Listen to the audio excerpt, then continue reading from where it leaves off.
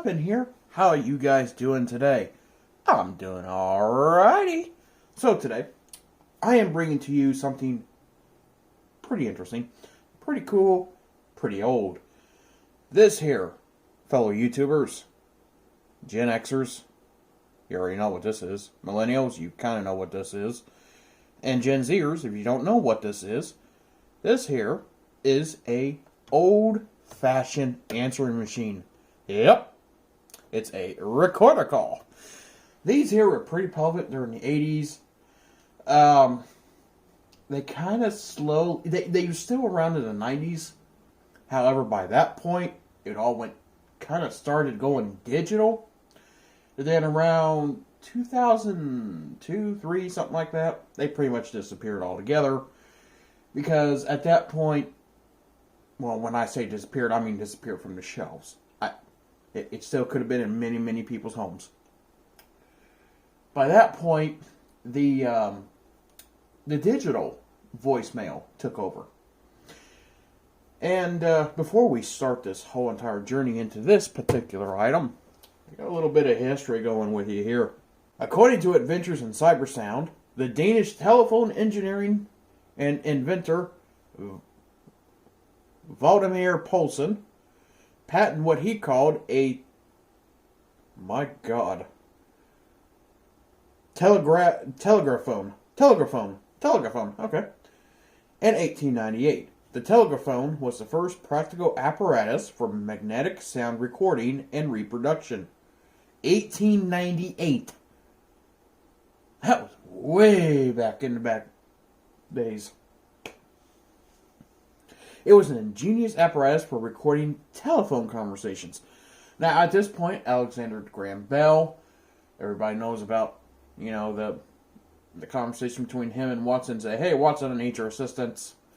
Hey, come over here, I'd spilled some stuff. Anyway, Alexander Graham Bell was pretty much the front runner in the telephone industry.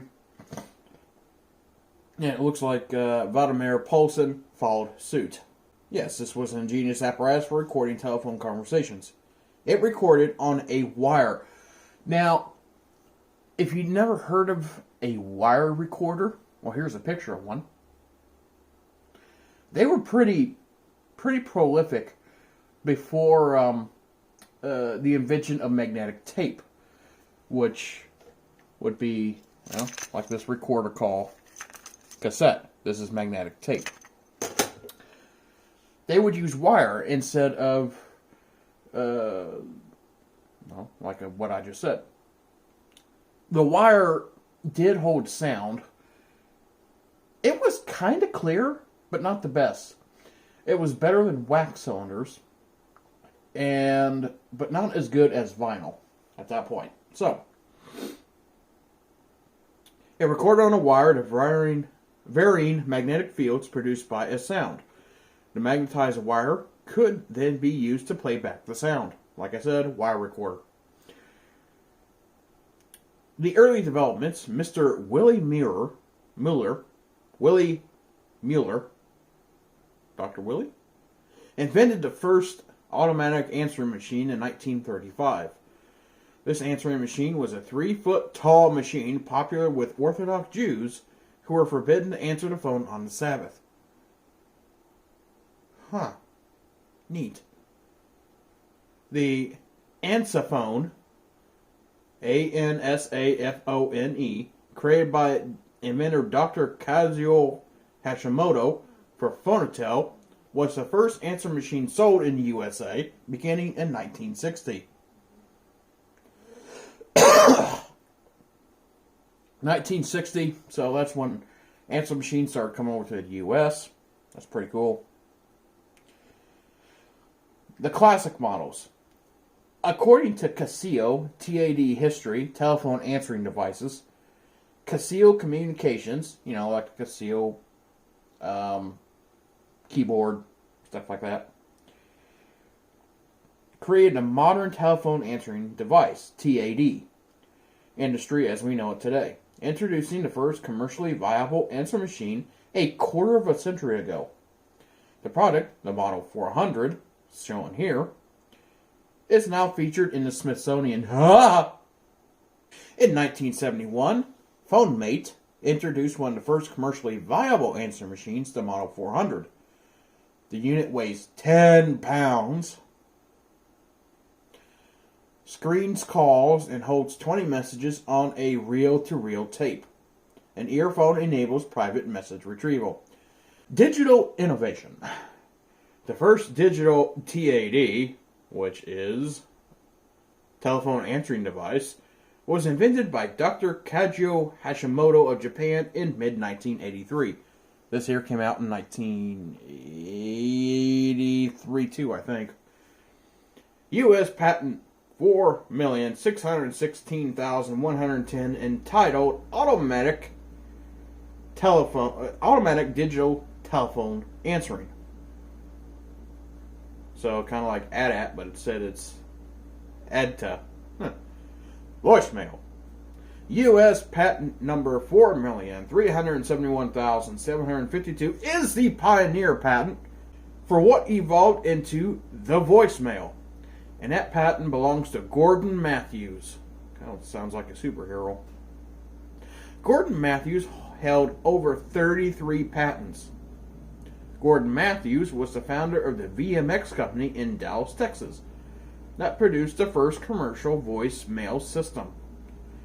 He has become known as the father of voicemail. In 1979, Gordon Matthews formed his company VMX of Dallas, Voice Messaging Express.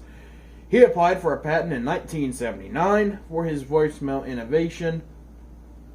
invention, and sold the first system to 3M. Smart choice.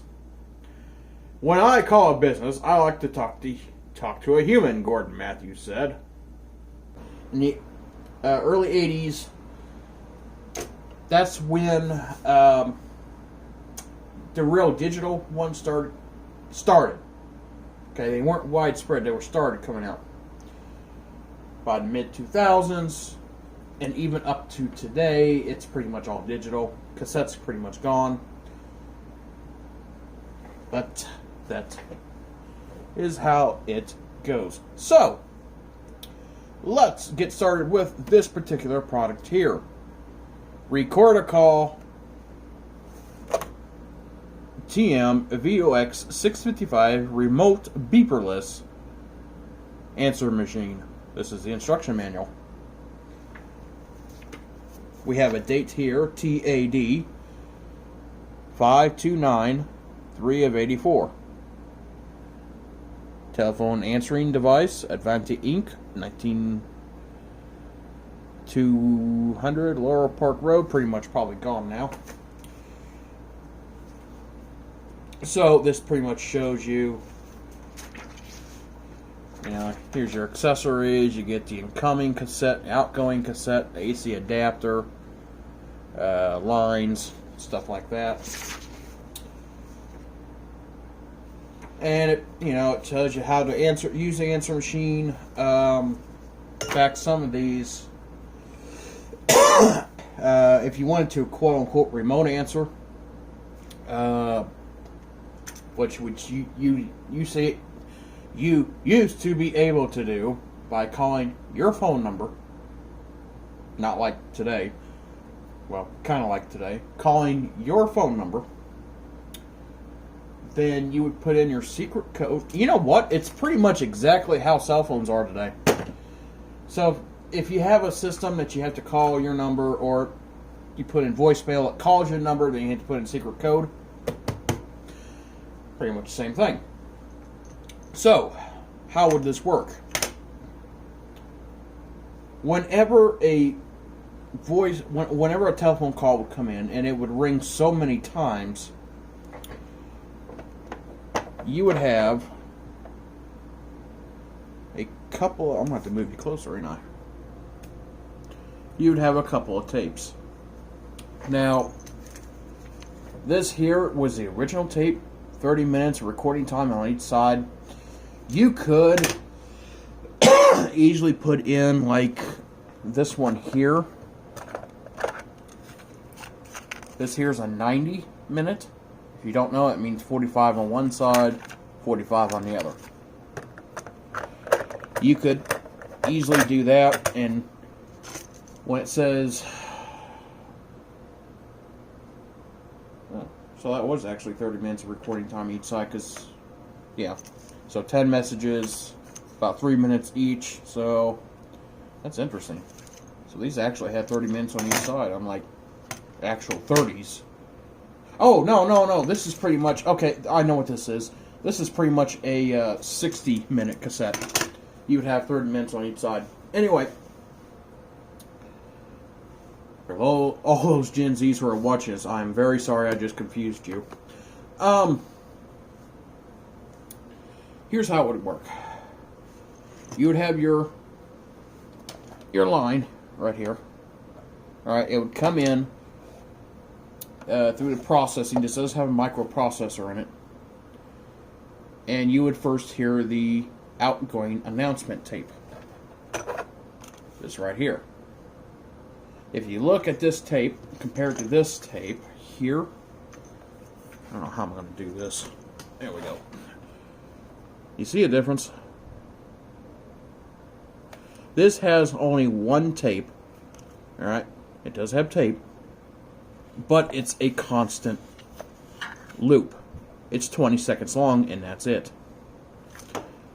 I would play what's on here, however, I want to protect the original owner's identification, plus I kind of want to...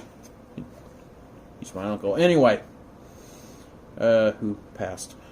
Well, this is... Never mind. So, you would have this tape say the message. Like, alright, for example, "Hi, this is Lepin."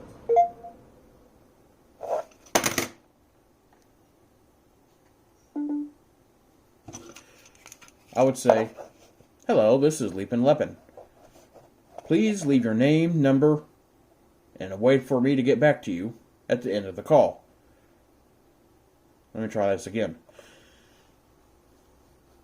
"Hi, this is Lepin. I'm sorry I couldn't get to your call. Please leave your name, number, at the end of the beep." Something like that. And this one, beep. So, kind of like what you do today. Like I said, this here would have the outgoing announcement that would play to the party on the other end. And if you notice, there's no reels. Okay. Like I said, it's a constant tape. You cannot really play this in a regular player. It only goes in an answer machine. And then you would leave your message on this here. Now I got this one in here instead of this one, because this, well, there's some private conversations on there. And this one here I used for the answering machine knows where it is and where it isn't. You do have some basic instructions here. And if you see in a kind of a glare between, I'm testing a very old-fashioned bell and how sudden it's a very old thing used to use for 8mm cassettes, but hey, kind of works pretty well for this. Let me go ahead and turn this off. I think I got that. Yeah, okay. So, you plug in your AC adapter. This is how to record an outgoing announcement. You press and hold your control button. Slide lever to ANNC position, which would be announcement. Raise control, blah, blah, blah, blah, blah, blah. And how to play back. Slide to rewind position, which we'll get to that. We'll show you how that goes, as it always does. And yes, that light system does have a very nice, satisfying click to it. It's very nice. So, what does this sound like? Well, first, let's rewind. Okay, it's rewound. Let's play.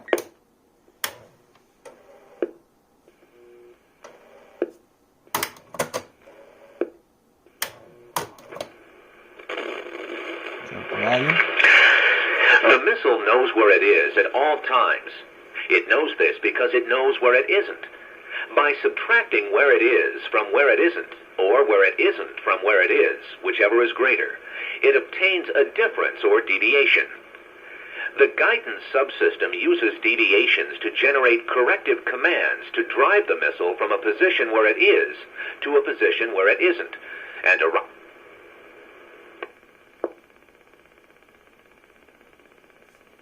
and you would have to pretty much stop.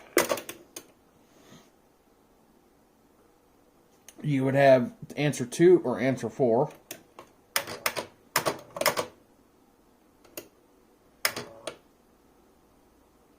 Of course, rewind.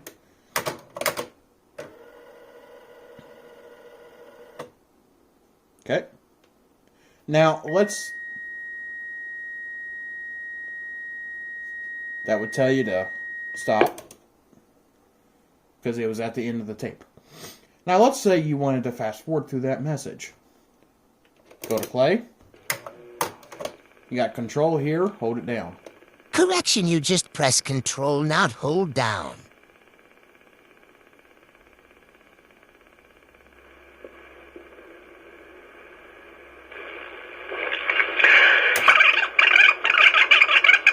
And release. where it isn't, and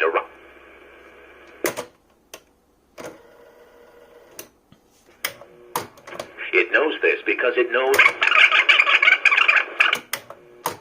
deviations to generate corrective commands to... That's how that works. I don't want to go back over here because if I do, it keeps going click, click, click, and I got to open it up back up and realign the little wheel. So, yeah, basically that's kind of how this worked. And it was very, very interesting old cassette. We had one when I was younger.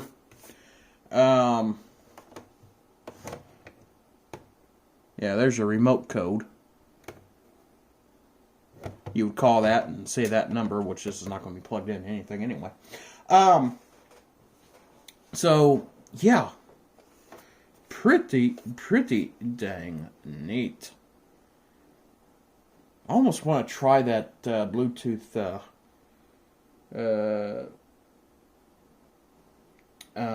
digital to line thing that I got, but I don't think it'll work with this. So, well, I guess that's about the end of the video. Well, anyway, this has been Leapin' Leppin'. Oh, and by the way, I do have a plan for this. This has been Leapin' Leppin'. Please comment, like, and subscribe. And I tried putting one of these in there, it didn't work. And if you do subscribe, make sure to get notifications whenever I upload a new video. Yes, I have some other video plans in the works. And hopefully soon it'll be spring. Woohoo! I hate winter. But anyway, this has been Leapin' Leppin'. I'll see you all in the next video.